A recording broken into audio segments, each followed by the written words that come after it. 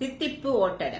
தீபாவளிக்கு தீபாவளி வருஷம் எங்க மாமியார் வீட்டுல எப்பவுமே நாங்க வழி வழியா செஞ்சுட்டு வர ஒரு நோன்பு பலகாரம் தான் இந்த தித்திப்பு ஓட்டடை. பச்சரிசியை ஊற வச்சு மிஷின்ல கொடுத்து அரைச்சி எடுத்துக்கோங்க.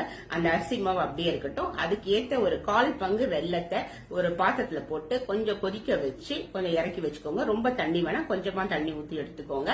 இந்த அரிசி மாவுல சுக்கு பவுடர் கொஞ்சம், கருப்பு எல்லோ வெள்ளை எல்லோ ஏதோ ஒண்ணு நல்லா நிறைய போட்டுக்கோங்க. இந்த பாகு அதுல ஊத்தி அப்படியே நல்லா பசனிக்கோங்க. கொஞ்சம் தண்ணியாவே இருக்கட்டும். ஒரு ஈர துணியை விரிச்சு அதுல சின்ன சின்னதா தட்டி வச்சுக்கோங்க, ஒரு ஓட்டடை மாதிரி. அது ஒரு 1 hour காயட்டும். அதுக்கப்புறம் எண்ணெய் காய வச்சு இதை ஒன்னொன்னா தோசை கல்ல எடுத்து போட்டு நல்லா வேக விட்டு செவக்க விட்டு எடுத்தீங்கன்னா நமக்கு கரகர முறுமுறு தித்திப்பு ஓட்டடை ரெடி ஆயிடும். அப்படியே அதை சாப்பிடுறதுக்கு கிறிஸ்பியா இருக்கும். நல்லா சாப்பிடுறதுக்கு ஊற வச்சு அப்படியே மென்னு சாப்பிடலாம், ரொம்ப நேரம் சாப்பிடலாம். ஒன்னு எடுத்து அப்படி வாயில போட்டு மென்னு பாருங்க, ட்ரை பண்ணி பாருங்க.